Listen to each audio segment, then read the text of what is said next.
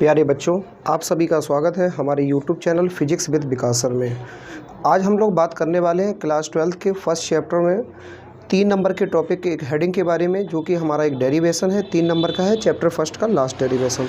एक समान वैद्युत क्षेत्र में वैद्युत द्विध्रुव पर बलयुग्म आघूर्ण के व्यंजक पे हम लोग डिस्कस करने वाले हैं, जो कि 3 अंक का प्रश्न है। बोर्ड एग्जाम के पर्पज़ से थोड़ा इंपॉर्टेंट भी है। जैसा जैसा हेडिंग में बोला जा रहा है, हम एक एक इसके पार्ट को कंप्लीट करने वाले हैं, समझने वाले हैं। समझिएगा। सबसे पहले वर्ड आया एक समान वैद्युत क्षेत्र। एक समान वैद्युत क्षेत्र से तात्पर्य एक ऐसा भाग जिसमें वैद्युत क्षेत्र का मान समान है, में वैद्युत द्विध्रुव। द्विध्रुव से तात्पर्य इलेक्ट्रिक डाइपोल से है, जिसमें समान परिमाण और विपरीत प्रकार के दो आवेश एक दूसरे से 2l दूरी पर होते हैं। द्विध्रुव पर बल युग्म, बल का मतलब लगने वाले बल से, युग्म का मतलब जोड़ा से, यानी कम से कम 2 बल जिसके दोनों पृष्ठों पर अलग अलग 2 बल काम करेंगे। आघूर्ण का मतलब है अपने अक्ष पर घूर्णन करने से। आप इस बात को बेहतर तरीके से इस प्रकार से भी समझ सकते हैं, क्योंकि आपने देखा होगा मोशन 2 प्रकार से हम एक्सप्लेन कर सकते हैं। एक तो अगर पार्टिकल अपनी पोजीशन को टाइम के अकॉर्डिंग चेंज करता है, जिसको मोशन कहते हैं। एक अपने एक्सिस पे मूवमेंट करना, यानी अपनी अक्ष पे घूमना। तो यहाँ पे मोशन की 2 स्थितियाँ हैं। एक तो हम घूर्णन से डिनोट कर सकते हैं और एक गति से डिनोट कर सकते हैं। समय के साथ किसी वस्तु के स्थान में परिवर्तन आना एक गति हो गई। अपने समय के साथ वस्तु अगर घूम रही है अपने अक्ष पर, तो वो हमारे आघूर्ण, उसको हम घूर्णन गति से कह सकते हैं। चलिए हम लोग टॉपिक के अकॉर्डिंग चलते हैं। सबसे पहले बोला गया एक समान वैद्युत क्षेत्र में, तो यहाँ पे बेटा हम एक समान वैद्युत क्षेत्र क्रिएट करेंगे इस प्रकार से। ये हमने मान लिया कि मेरे पास एक समान वैद्युत क्षेत्र का इतना भाग है। आपको हमने इसके पहले की वीडियोस में बता के रखा है कि वैद्युत क्षेत्र एक ऐसा क्षेत्र है जो किसी आवेश के कारण उत्पन्न होता है, जो कि एक सदिश राशि है। इसमें दिशा और परिमाण दोनों होते हैं। अच्छा, इस वैद्युत क्षेत्र को हमने ई मान लिया, जिसकी दिशा उधर की ओर है। इसमें क्या करना है, एक समान वैद्युत क्षेत्र में मतलब इसके अंदर वैद्युत द्विध्रुव। तो बेटा हम इसके अंदर बना लेते हैं वैद्युत द्विध्रुव। इस प्रकार से हमने यहाँ वैद्युत द्विध्रुव मान लिया। ये रहा, इसका एक बिंदु ये है और दूसरा बिंदु ये है। इस वैद्युत द्विध्रुव को जितने कोण पर दिखाने वाले हैं वो है थीटा, और इस थीटा का मान कुछ भी हो सकता है। वैद्युत द्विध्रुव को हमने बोला ए बी, जिसके बिंदु ए पर -q आवेश और बिंदु बी पर +q आवेश है। इतनी बात क्लियर हो गई। इस वैद्युत द्विध्रुव की कुल लंबाई को हम लोग सपोज करेंगे 2l। अच्छा, अब इसके बाद हम बेसिक बात कर लेते हैं। हमें किसका मान निकालना है, बल युग्म आघूर्ण। युग्म आघूर्ण से मतलब एक बल यहाँ काम करेगा, एक बल यहाँ काम करेगा। आगे बढ़ते हैं, क्योंकि ये जब घूर्णन करेगा तो ये वाला पृष्ठ इस दिशा में चलेगा, तो ये इसके विपरीत दिशा में चलेगा। कॉन्सेप्ट के अकॉर्डिंग चलो। सबसे पहले एक समान वैद्युत क्षेत्र, तो हमने एक समान वैद्युत क्षेत्र बनाया।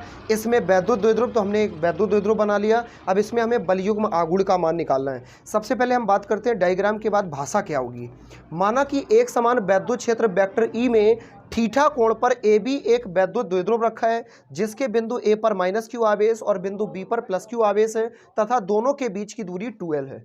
इतनी बात क्लियर हो गई। अमूमन हम इतनी बात लिख सकते हैं, फिर लिख देंगे अतः बल युग्म आघूर्ण के मान के लिए। जी हाँ, अगर अभी भी आपने नहीं समझ पाया तो एक बार हम रिपीट कर रहे हैं, फिर से देख लीजिए। माना कि एक समान वैद्युत क्षेत्र वेक्टर ई में थीटा कोण पर ए बी एक वैद्युत द्विध्रुव रखा है, जिसके बिंदु ए पर -q आवेश और बिंदु बी पर +q आवेश है, तथा दोनों के बीच की दूरी 2l है। इतनी बात क्लियर हो गई। इसके बाद लिख सकते हैं अतः बल युग्म आघूर्ण के लिए। That's all. सबसे पहले बेटा ध्यान रहे कि हमें यहाँ पे बल युग्म आघूर्ण का अगर मान ज्ञात करना है, तो आपने इसके लिए एक बेसिक सा फॉर्मूला पढ़ा होगा। लिखेंगे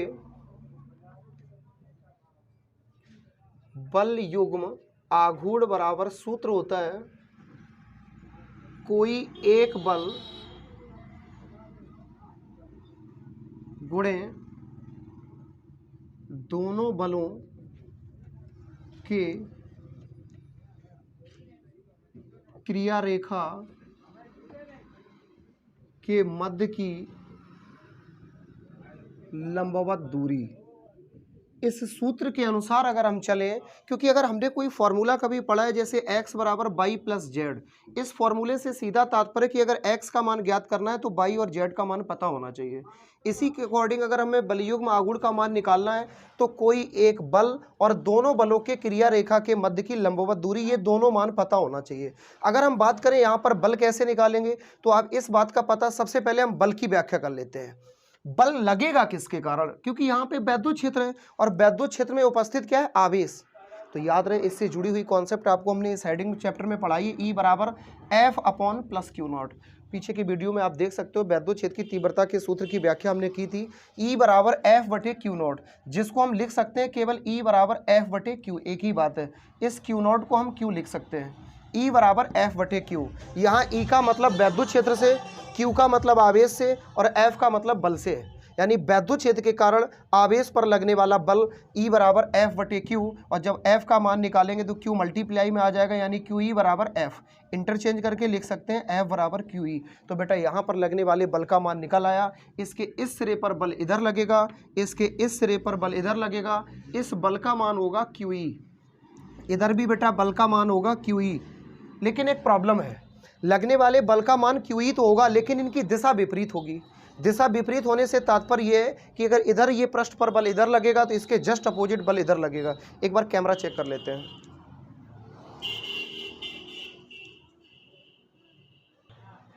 ठीक है, वैसे कैमरा थोड़ी सी प्रॉब्लम थी, मेंटेन कर दिया है।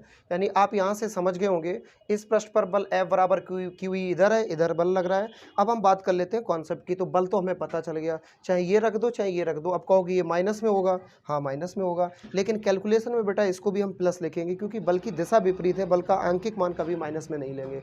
फिर बात करते हैं दोनों बलों के क्रिया रेखा के मध्य की लंबवत दूरी।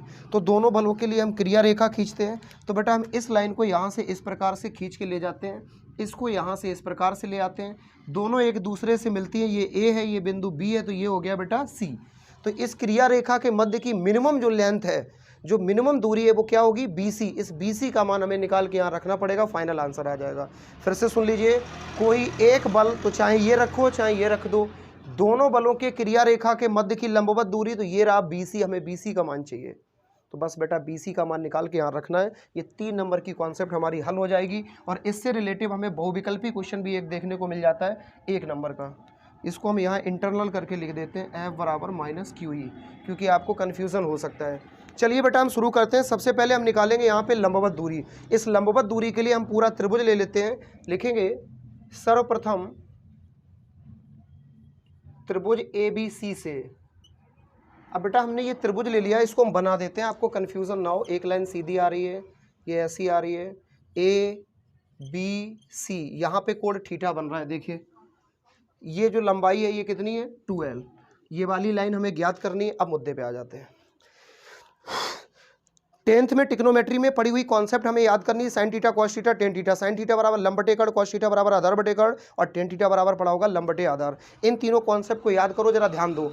हमें इस वाली भुजा का मान पता है, इन दो का नहीं पता है, इसका हमें चाहिए, इससे तो हमारा कोई मतलब ही नहीं है। यानी इस भुजा से मतलब नहीं, ये ज्ञात करनी और ये ज्ञात है। अब दो की मदद लेके हमें हल करना है। तो कौन सी कॉन्सेप्ट लग सकती है, कोण के सामने की भुजा लंब, ये एक ये भुजा बची, एक ये बची, तो बड़ी वाली हो गई कर्ण। अब बची हुई क्या है, आधार। तो बेटा यहाँ इस भुजा से हमें कोई मतलब नहीं है, क्योंकि इसका मान हमें ज्ञात करना है और इसका मान ज्ञात है।